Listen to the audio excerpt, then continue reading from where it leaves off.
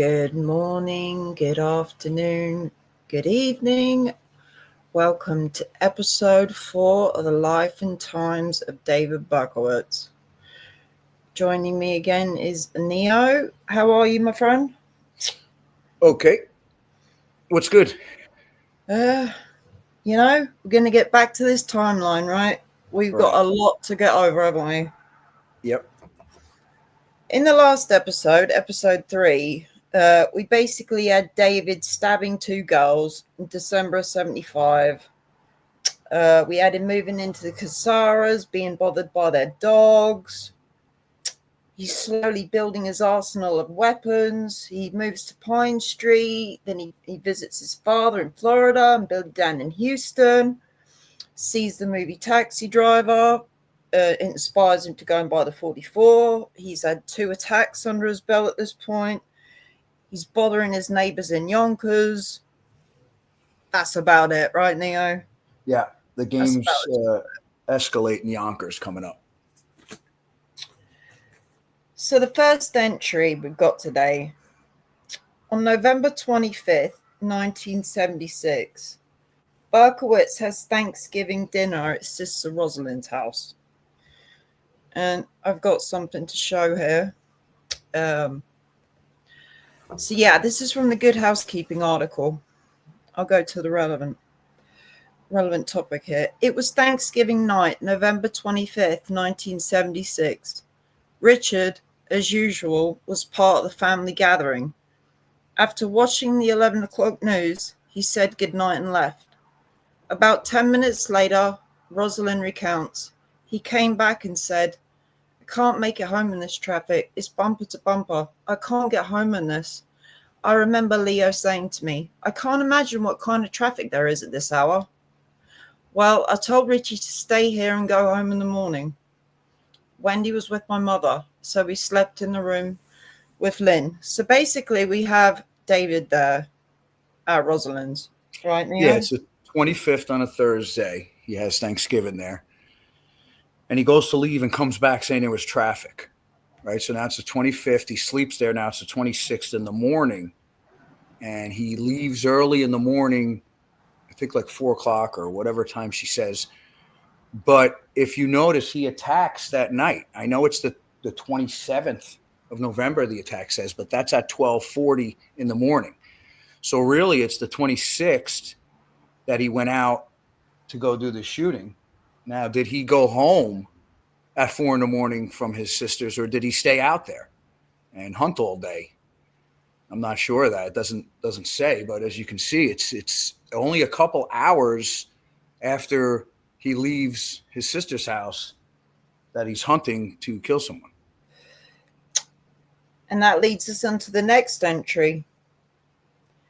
On November 27th, 1976, Joanne Lamino, 18 years of age, of 8331 262nd Street, Belrose, Queens, was shot in the back while sitting with her friend Donna DeMasi on the front porch of her home at 12:40 a.m. Joanne and Donna had just returned by subway and bus from a movie in Manhattan. They were alone on the porch when the killer walked up to them and asked for direction. The killer then drew a gun from under his coat and fired several shots at them. One bullet lodged in Joanne's spine and she was paralyzed from the waist down. Joanne is a graduate from Martin Van Buren High School. Donna, 17 years of age, of 8629 267th Street, Floral Park, Queens, is a senior at Martin Van Buren High School. Donna, who was shot through her neck, described the assailant as a white male between 25 and 30 years old, wearing a brown and green 3/4 length coat. Right. That's his third shooting there. And I want to read his confession to Abrahamson here.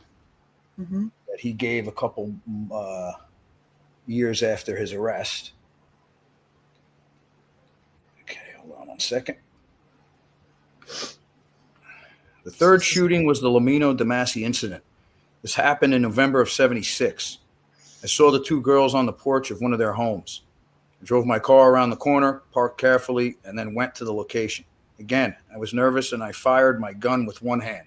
I shot wildly and poorly. However, this time I was able to read the full story in the headlines of the New York Post the following day.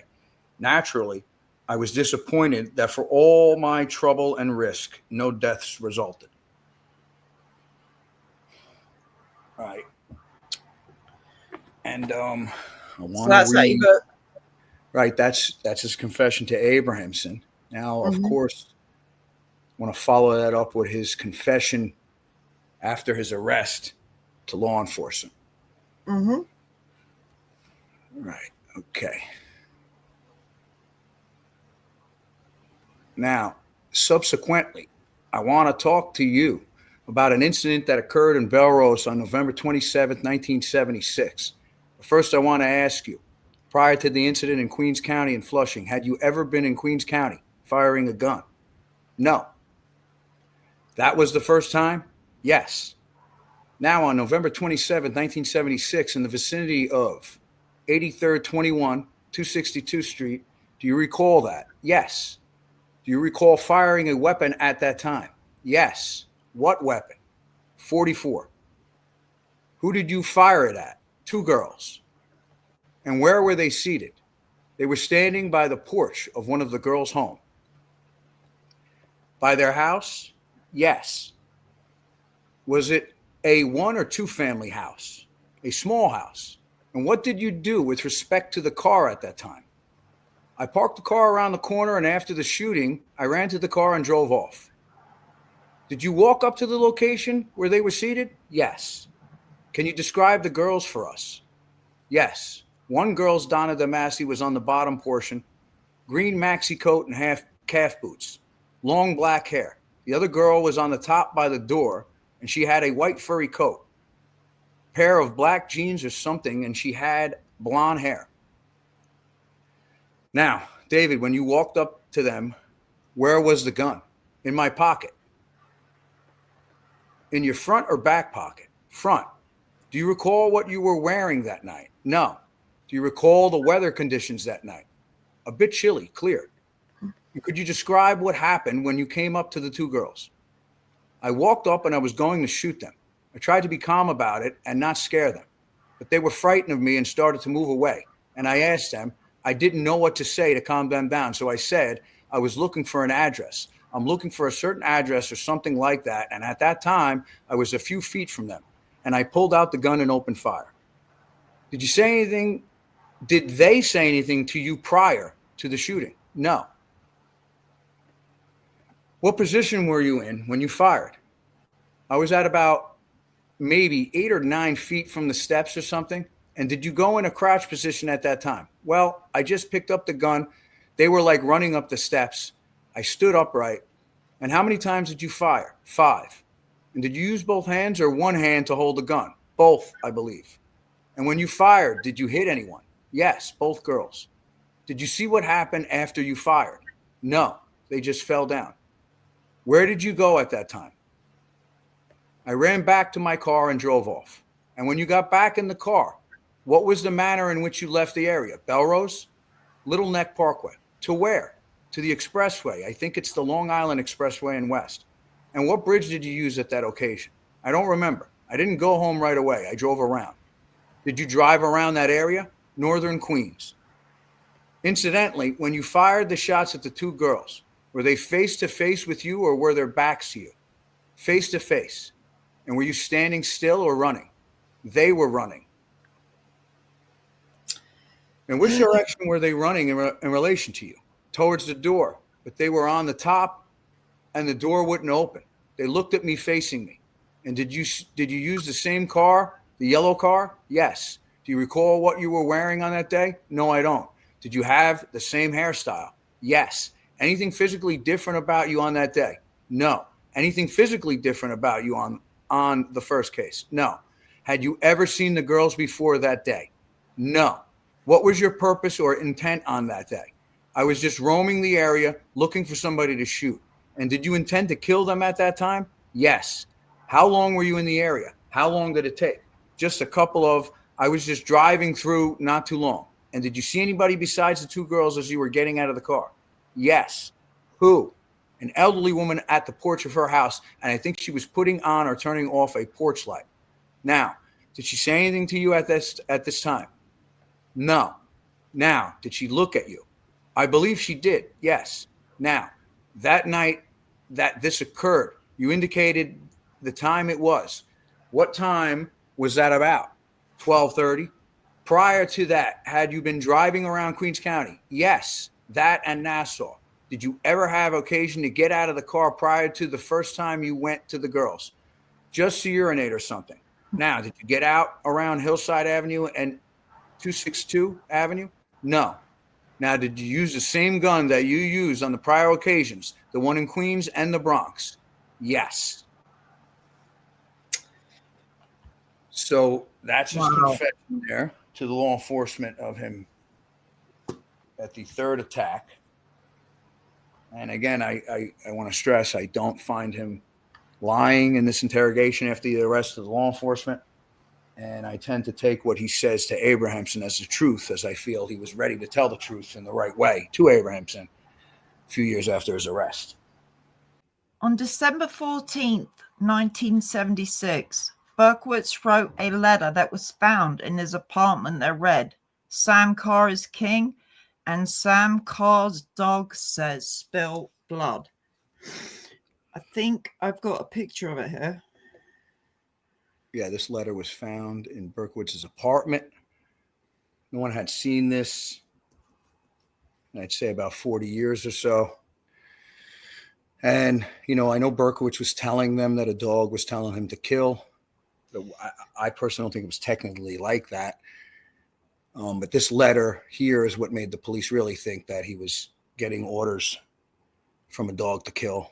And that's the story they put out. He certainly did. Yeah, but it really wasn't so much him talking to dogs. It was more of these dogs bothering him, causing him to talk to himself in a sense. Do you know what I'm saying? That's what I feel. I could be wrong. But the pestering of the dogs is really what was making him uncomfortable in his apartment and causing him to leave and go out angry. Well, the story stuck, didn't it? Yeah, and he played with it, I think. We see his letters. It's not so much in the letters he's talking to the dogs. It's more he hates them and they won't stop barking. So it may have been police seeing this letter and, again, him seeing stories of this and playing along as it goes. Could have been. Yeah, well, the press ran of it, didn't they? Now, we see how he likes to play along with things that are brought up that he did. You see, he likes to play along. So, oh, he loved the attention, didn't he? Yeah. That's all he ever wanted, Neo. Attention, attention, attention. And he got it in the end, but for all the wrong reasons, right? He still gets it.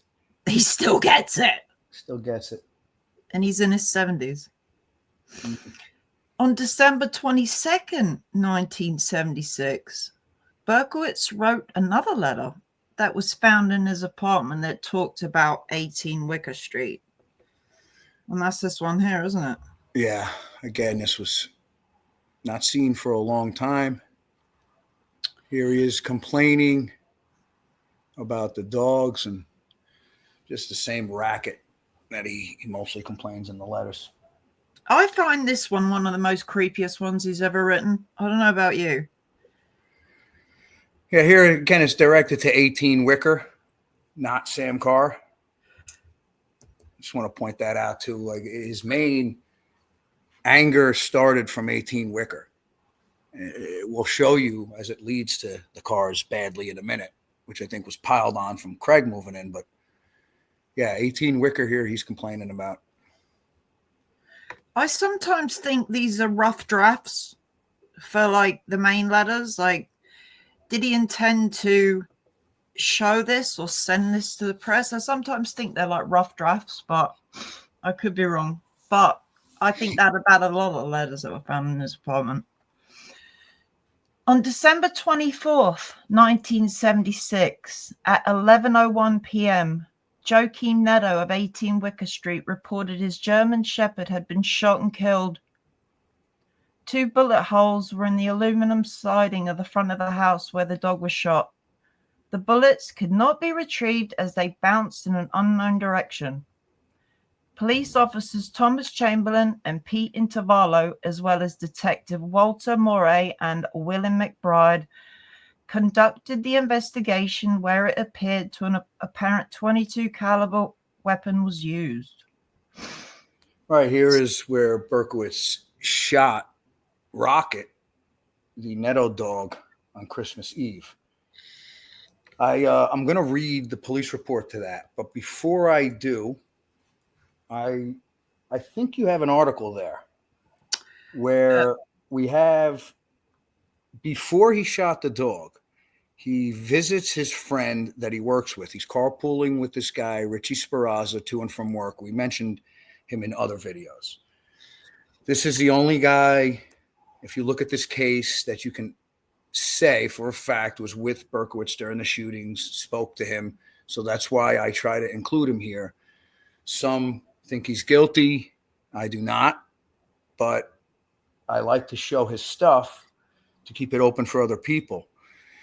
So this article here, it talks about how Berkowitz visited Richie before the dog shooting. And do you want to read the article? Yep. Richie added that one of the few times that Berkowitz entered Richie's house was on Christmas Eve, 1976. And Richie says, "That's because the dog was in the backyard. He had a few drinks and something to eat and then said he had somewhere to go. But I felt he just wanted to be by himself. He didn't have a family life and felt funny being with one on Christmas." So you essentially have Richie saying he just got up and left. I think he felt. Yeah. He's... And Richie gets accused of being with him, doesn't he? Yeah, he says here that Berkowitz just left. So, again, we'll go back to what we were just talking about. He shoots the dog. Here he is at Richie's, leaves there, and then goes shoots the dog when he gets home. Remember, he lives right near the dog he's shooting. Yeah, there's no need to be in a car, is there, Neo? No, that's another thing we're going to talk about that too. You know, when he goes back home, there's a car seen by a witness leaving. We'll talk about it. But why would he need a car? Because he lives a jog away. So here's the police report from December 24th when Rocket was shot. December 24th, 1976, at 11:01 p.m., Yonkers police officers Peter Inavallo and Thomas Chamberlain responded to 18 Wicker Street. Sent to 18 Wicker Street on a signal 10-9. A dead dog. Upon arrival, spoke to Joachim Netto, white male, 42 years of age, of 18 Wicker Street, who stated that while having a house party at 18 Wicker Street, a guest, one Teresa Ramos, female, 21 years of age, of Ashburton Avenue, stated that she heard a shot, proceeded outside and found Mr. Netto's German Shepherd dog lying dead in front of the house. Said dog had apparently been shot with a small caliber weapon. Officers Inavallo and Chamberlain also spoke to Tony Dodaro, white male, 52 years of age, of 143 Douglas Avenue, who stated that he had observed a male, no further info, jump into a red auto with a black top and proceeded north on Warburton Avenue from Wicker Street shortly after the shooting, but he could not say for sure if there was any connection between the two. Dog was left at DBW, Detective Wyka notified. So this is the report they gave to the police right after the shooting, which I would like to go with, because these people had their dog shot. So the info they're stating to the police here, they would want all the information that they knew told to the police, because they would want them to catch who shot their dog. So there's stories of this incident that were there that I can say I spoke to the family personally. And as you can see, sometimes stories get brought into this and get told, but the story of a white car being down there and a person looking like Berkowitz in a T-shirt running down the street with a rifle to this white car was stated during this investigation. And I don't believe it. because I don't see it in the police report, because that would have been stated. The same person who told us that information is in that police report stating to the police what she saw. And that's not what she saw that night to the police. So I'm going by what she saw the night of the police. And there was a red car with a black top, correct? Now the Tony Tadero in that report is their uncle. He ran outside, tried to see what was going on, and he seen a man running down the street, but he didn't know if the man was involved. So right there, the man couldn't have been carrying a rifle. There was no man seen with a rifle. Because if he seen a man running with a rifle, he wouldn't have been in question if the guy was involved or not. So you can take that out. And then the white car, it wasn't even white. It was red with a black top. So, that is, the story, what they told the police is what you should look at. So there was no connection to that red car or with the guy running down there. He could have just heard shots and been running. Who knows? They don't have any information after that, but a lot of people will try and say that because Berkowitz was with Speraza beforehand, that it was Richie there waiting for him after he shot the dog. I don't see it. Berkowitz doesn't ever mention it. And again, he doesn't need a car. He just needs to run back up to his building after he does it. And I can even show you where he shot from. Remember, we lasered the holes from the siding. So, yeah, that's the real story there. And I wouldn't listen to any other story to it. That's what they told police. They wanted to catch the person who shot their dog. So look at the police report and understand that the guy running down the street to that car didn't have anything to do with this. Berkowitz admitted to shooting this dog. Didn't something else happen with some dogs around the same time, Neo? Right. So you see he shoots the Netto dog at 11 o'clock Christmas Eve. And hours later, on Christmas Day, 3 dogs are found dead in the woods right behind his house. Now, these kids ended up finding the dogs on Christmas Day, and they moved where they found them. They found them in the woods and then buried them somewhere. And then after the arrest, because of the big search that was going around the house, police found it and then found the kids, and they told them what they did, that they had found it on Christmas and reburied it. There was 3 dead dogs there. Again, Berkowitz does not admit he did this, but this is just really weird because he shoots a dog hours before this. I don't know how to explain that. It's really weird. I have to throw out that was a dumping zone, that woods behind his house, for furniture or dead pets. There was a lot of dead dogs found around there and around Untermeyer's and just around those vacant woods. So he doesn't say he did it, but it's weird he shot a dog and then 3 dogs were found dead in the woods. Yeah, he says he didn't do it, but he says he has an idea who did it, whatever that means. Whatever that means. Again, that kind of was fitting into Maury's stories of him knowing John Carr, in a sense, because when you hear that statement, it's sort of like he was implying John Carr, to me, at least. Well, do you want me to read it? Yeah, go ahead. After reading of the hatred Son of Sam suspect David Berkowitz is reported to have for dogs, 2 Northwest Yonkers boys told this newspaper of finding and burying 3 dead dogs last Christmas behind the apartment house in which the suspect lived. The boys, Dominic Pistario, 10, and Danny Clare, 14, who lived nearby, said they found the dogs in a wooded area behind the suspect's 35 Pine Street address. The youngsters returned to the area Thursday and dug up the graves they had marked with wooden stones and a stick. The bodies of 3 dogs, 2 large and 1 small, were found. All were German Shepherds. So German Shepherds were very, very popular then, weren't they? Yeah. Here's another one. Dominic Pistorio turned Danny Clare, 14, neighbors of Son of Sam suspect David Berkowitz show skull of a dog they dug up Thursday behind the Yonkers apartment house in which Berkowitz lived on Pine Street. The boys said they found 3 dead dogs of German Shepherds in plastic bags behind the house last Christmas and buried them. Yeah, after reading his hatred for dog, they unearthed the remains and police took one to custody. Yeah, so yeah, that must have been horrifying for those boys to find. I would not want to find 3 dead dogs in a bag On Christmas. on Again, Christmas. pointing out, this is December 24th, 1976. He does that stabbing the last December in 75 with Michelle Foreman. And now he shoots this dog a year later on Christmas Eve. It's the only date that he does something, during his spree.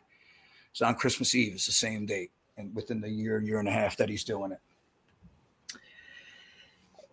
On January 30th, 1977, Christine Freund, 26 years of age, of 5818 Linden Street, Ridgewood, Queens, was shot to death at 12:30 a.m. as she sat in a parked car in front of One Station Square, opposite the Forest Hills Inn at the Long Island Railroad Station in Forest Hills, Queens.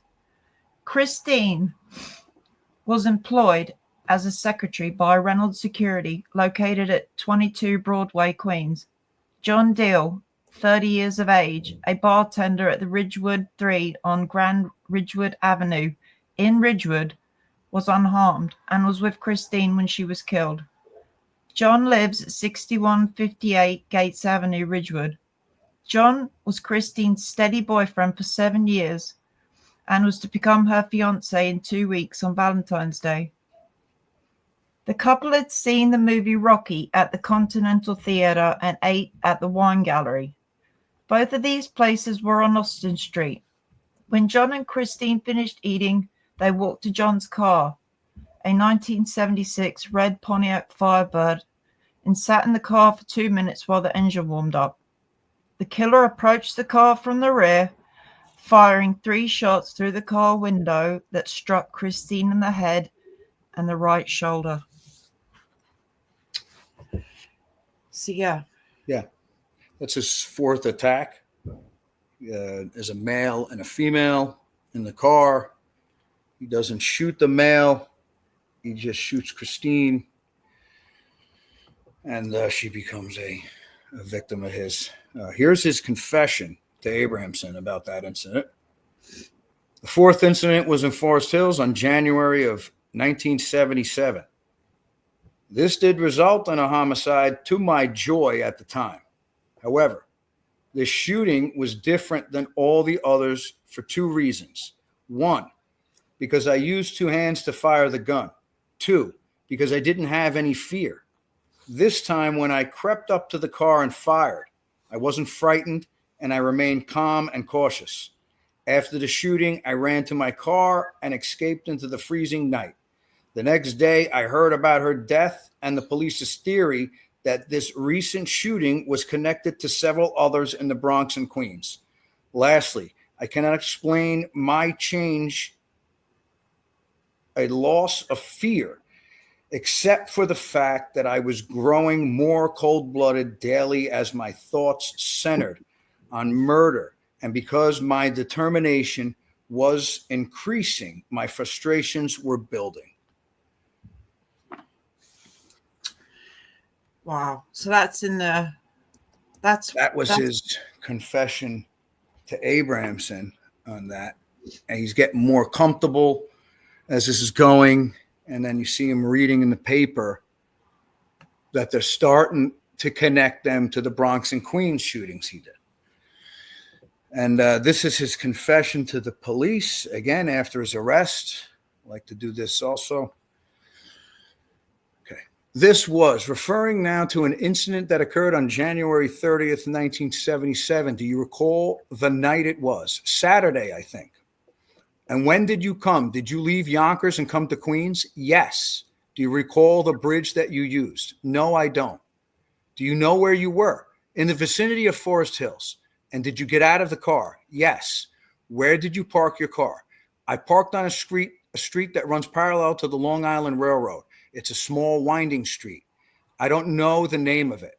At this time, I have a map. And if I were to show you this map, you see 71 Avenue and Continental Avenue down here. Is that where you parked your car? At the bottom, Over here near the station? Further down from the station. And did you get out of your car at that time? Yes, I did. And where did you go? In the vicinity of Austin Street. And what did you do at that time? I just walked around. And how long were you there? About an hour. And what was your purpose for being there on that occasion? To kill somebody. And did there come a time that you in fact shot somebody? Yes. And did you use the same weapon that you described for us, the .44 caliber Bulldog? Yes. And what area did you do the shooting at? Forest Hills area. Where was that in relation to the railroad station? Parallel to it. And can you tell me in your own words what happened? Yes, I was walking in the opposite direction. I saw them walking down. We just passed each other. We crisscrossed. We almost touched shoulders. You passed by them? Yes. They got into their car, and I saw Mr. Deal get in, and he reached over and opened up the door for Miss Fraun, and I was standing 4 or 5 feet away. And I watched them get in the car. And I guess a minute went by, and I opened fire. When you approached them, did you approach from the front or the back? Back. And what side of the car did you approach? The passenger side. And when you went to the passenger side, what was the position of the window? Up. Do you recall what type of car it was? No, I don't. It was like a Mustang or something. And what were you wearing on that occasion? Heavy winter clothing. Was it cold, or what was the weather conditions? Cold. Clear? Yes. And can you tell me when you got there, was the car running or off? Running. And can you describe what you did in relation to the car at that time? I walked up and just pulled the gun out of my pocket and opened fire. How many shots did you fire? 3 shots. And did you hit anyone at that time? Yes, I hit Miss Fraun. Where was she in the car? Passenger side. And what was your plan or intent at that time? Just to kill her. Did you have any intentions towards the driver of the car? No. How many bullets were in the weapon at that time? 5. Is there any reason why you only fired 3 at that time? I only had one person to shoot. Do you know which shot hit her? No. Did anything happen with respect to the window of the car? It shattered. Do you recall what your position was to the car? Crouching or what? Crouch slightly. 2, look into the car. How many hands did you hold the weapon with? 2. Could you describe the position just prior to the shooting of Christine Fraun and Mr. Deal? My position? Their position. I believe they embraced for a while and she sat back. And had you known these people prior to this night? No. After you fired the shots, what did you do? I ran to my car. And where was your car in relation to the Deal car at that time?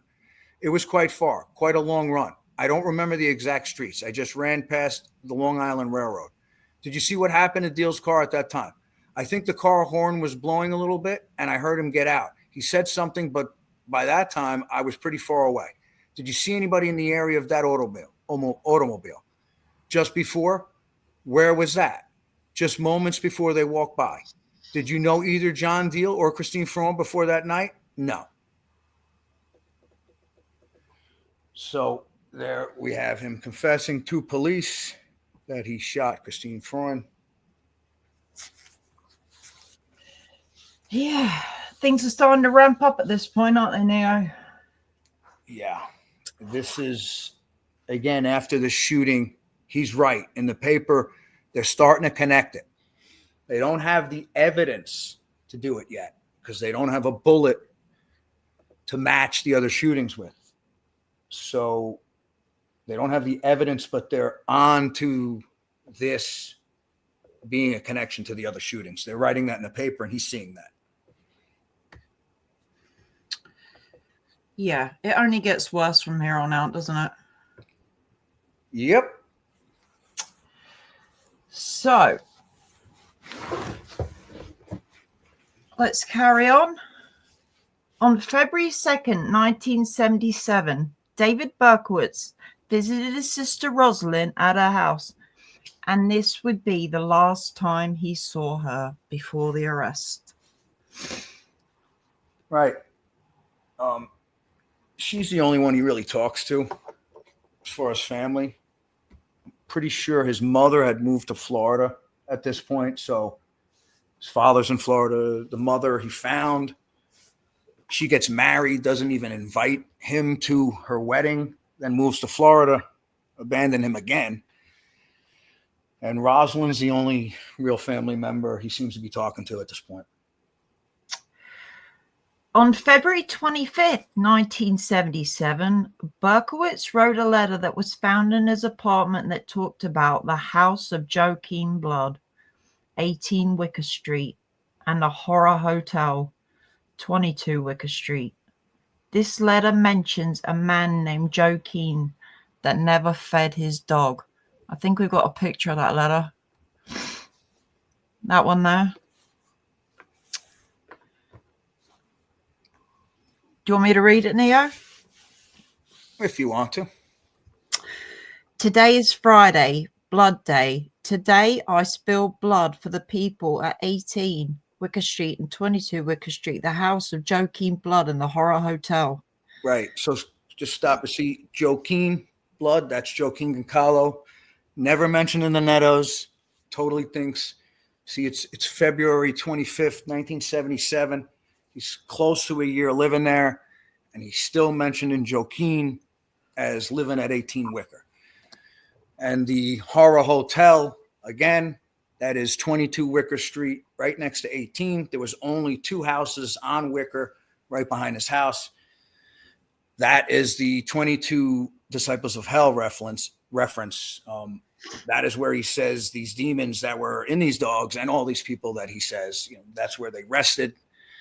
That was the meaning in the Breslin letter, the 22 Disciples of Hell. That's where he gets it from. That's the Horror Hotel, 22 Wicker Street. He says, my ears are ringing because the dogs are hungry and they are screaming loudly in pain. Joaquin never fed his dogs, nor his mother, any food. He relies on me to hunt for him and kill his dog's food. He likes his meat fresh, and he loves fresh blood. Joaquin and I like to hunt for food in Queens mostly because the hunting is good and Queens girls' meat tastes good. Maybe it's the water they drink. He's always referencing the water, and Right. This letter was written before the other letters that the public got. Here, and you see the same reference in writing as you see in the public letters later on. You see it here again. No Netto. It's Joaquin he's after. You see it here in this letter. His letters are getting crazier and crazier. Yeah, well, he's losing it. And you see when Craig comes in, it's even worse. So, yeah, you got that apartment letter. And then there's another letter that comes right after that, correct? Yes. Do you want to see that one? Yes. All right. This letter was written on March 8th. Yep. 1977. And you don't have just to as read crazy this as the other one. It's kind of the same thing, as the last one. But yeah, this is the day that he shot Virginia Voskerichian. The next attack he has is on this day. So he writes this letter here. And, it's the same rambling as the other one. It's about a dog bothering him and everything else. Well, there's not one, there's 2. Yeah. Pretty much same as the other all one. day long, the devil dog, see? Yep. Dogs, dogs, dogs. Okay, so you have him writing this letter that day. And we know that night he gets Virginia Voskerichian in Forest Hills again. But I want to show you how that was a random attack on her. Because we do have accounts of him stalking the neighborhood before he got to Virginia. It was around 7:15 p.m. in Forest Hills, and a girl noticed a dark-haired man approaching her. The man was holding his left hand in his coat pocket, and he had a strange, wild look in his eyes. The man headed straight for her. She screamed, and the man turned and crossed the Queens Boulevard. The man was wearing a ski cap. The woman provided police with the sketch. Now, we know it's him because he was wearing a ski cap. I mean, we can't 100% say it's him, but we know that there's a witness that's seen him after the shooting with a ski cap. So this is a girl here about a half hour to 20 minutes before Virginia Voskerichian is saying that some man was following her and she screamed and, he backed off. She could have been his next victim. Again, the ski cap that she says she saw him wearing kind of has you putting it to Berkowitz because that's what the witness seen him wearing after he shot Virginia. And I think you have another account here, right? This is another girl he followed before Virginia. Yes. On this date, at about 20:45 hours with Detective Bottari, I interviewed female white, 24 years, date of birth, redacted, Alderton Street, PH, telephone number redacted. She stated that on Tuesday, February 8th, 1977, she had left work, 86th Street and Lexington Avenue, Gimbels East, Cosmetics Department, and took the 19:35 hours north train to the Forest Hill Station, 71st Avenue, Continental Avenue. After coming up from the station, she walked to Continental Avenue. Finn would have been a little before 8, then down Continental Avenue to Dartmouth Street, then right west towards Exeter. As she was approaching Exeter, a young male white was walking in the opposite direction on the other side of the street. After passing her, he crossed the street to her side and began walking behind her. About 15, whatever that means. She became nervous and crossed over to the other side. He did the same. She quickened her pace and he kept pace. When she turned down Exeter, she saw a car coming down the block. She crossed the street in front of his car and he crossed behind it. She kept walking until she saw two men on 69th Avenue standing in the street with their backs to her. She headed towards them and then looked behind her, and the male was gone. She approached the men and asked them what time it was, because she felt too nervous and embarrassed to tell them about the man. They told her it was 8ish. She then continued to Yellowstone, turned down Fleet, walking in the middle of the street to Alderton, and ran home. She didn't see this man again. 5'7", thin build, wearing an olive drab jacket, not an army fatigue, but more like a ski jacket, except straight, maybe nylon, which extended a little below his waist. Blue jeans and soled shoes, not sneakers. Also, he had on, and this is the important bit, brown or black wool knit cap from which dark hair, maybe brown, was protruding. Length of hair unknown, but not short or extra long. Just like Berkowitz's, right? Yeah, again, can't say it's him, but he has the same hat on that he's seen in the same area after the shooting by a witness. So, I mean, it possibly. Well, we also know there was a ski cap in his car. Right. And again, that clothing was found at the arrest in his car. Yes. He was also carrying books under his arm, and her first impression of him before he started following her was that he was probably a student coming home from school. He did not say anything to her or accost her in any way. The closest he came to her at any given time was between 10 and 15 feet.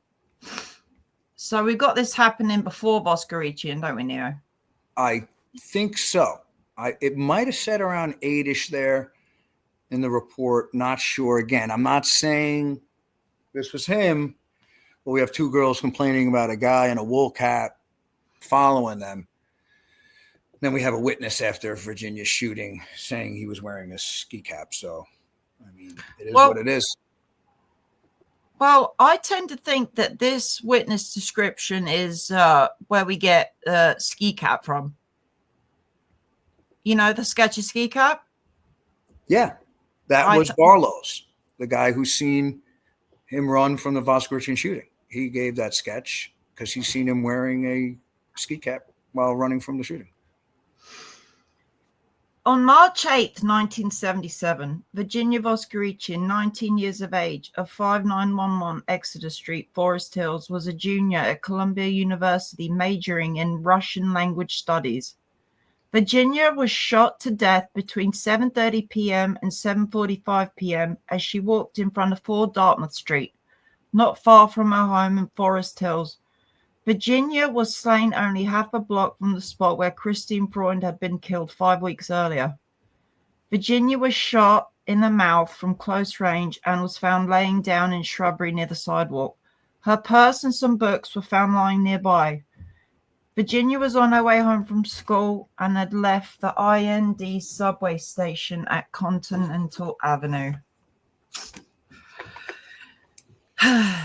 Yeah, very, very sad one. So we see it was random as he was hunting for a girl to do it to, if we're going to say that was him with the prior reports, and he just happened to catch Virginia by herself. Here's his confession to Abrahamson.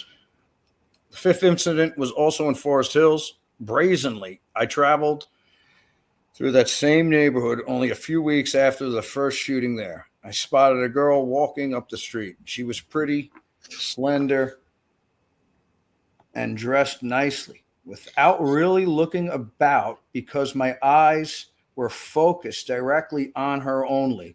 I just pulled out my revolver from a plastic bag and I shot her once in the face. I had no fear with the execution of being caught, and I was so transfixed on the shooting and my victim that I didn't notice my large plastic bag falling to the floor. I just left it there. I really didn't care. After the shooting, I drove straight home and I watched the news on the 11 o'clock news. The next day, I purchased the Daily News, Post, and Times. I remember the headlines: second killing stuns Forest Hills. So you see here, people say, why was she shot at 7:45 and not late at night like a lot of the other ones? And I tend to think, you see, after the Fraun shooting, he notices that they're on to him. So he loves the attention. So I think he went out around 7:45 because he knew they were going to connect it, especially going to the same area on this one right after. And he says it. He wanted to go home and watch the news, and he entertained himself. So he's like a director of this movie. He knew if he did this, he would be plastered all over the news because now they were starting to connect him to all the other ones. So I feel he went out early here to entertain himself. As you see, he says he ran straight home and watched the 11 o'clock news. And he also says the next day he bought the papers because he wants to now see if they're going to connect him, and now he can start playing his games. They're going to know there's a person at large, a serial killer.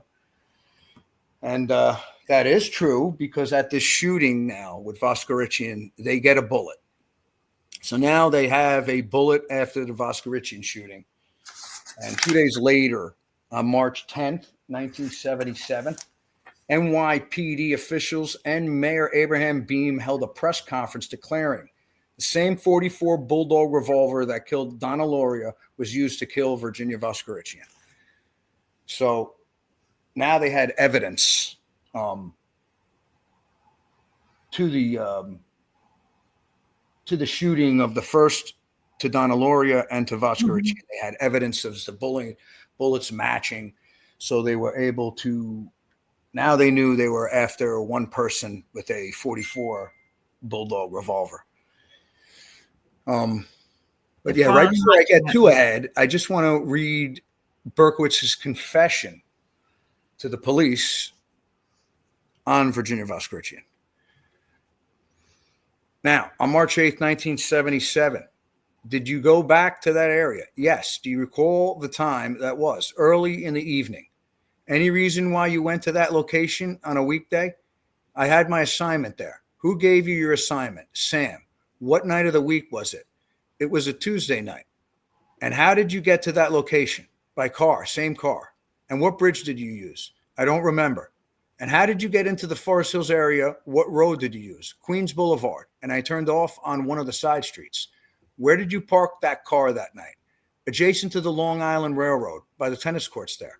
Was there any meter parking there? Just regular private parking. And can you describe, incidentally, what time was it? 7 or 7:30?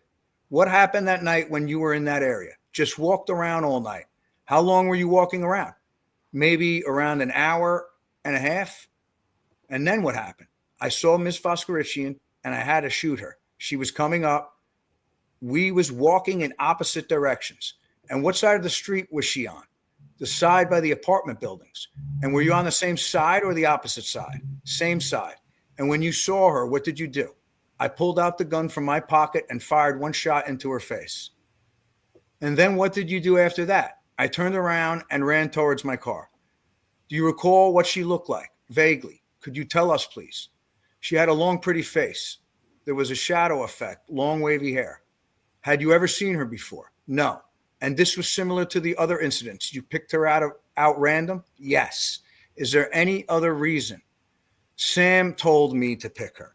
Now, in relation, again, showing you this map, you see where the tennis courts are at the top? Where were you parked in relation to the tennis courts? Adjacent to the tennis courts and the same street as the railroad.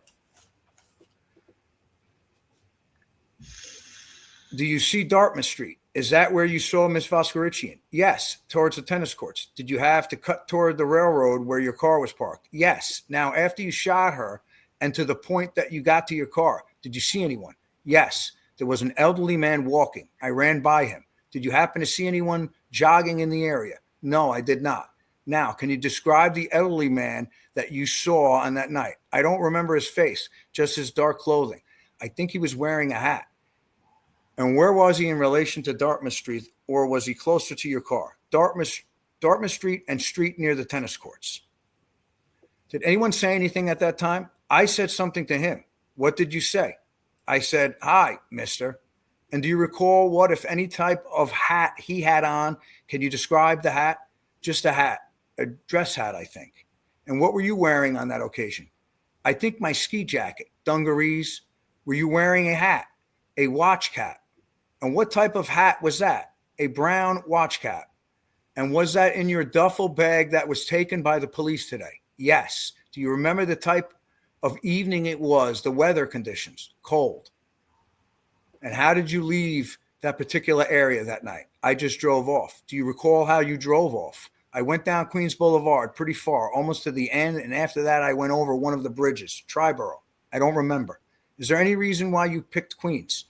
A lot of pretty women there. Is there any reason why the women are prettier in Queens than any other location? Just seemed that way. Was that the only occasion that you wore a hat? Yes. Was there any reason in this particular incident for why you only fired one shot at that time? That's all I needed. So yeah, that's his confession to the police after his arrest. And as you see after this one, this is where Carl actually gets his break. They're connecting this also to Carl's, I'm pretty sure at this point. And now Carl is considered a victim and not being questioned. But they're connecting now one person with a .44 Bulldog who's committing these shootings.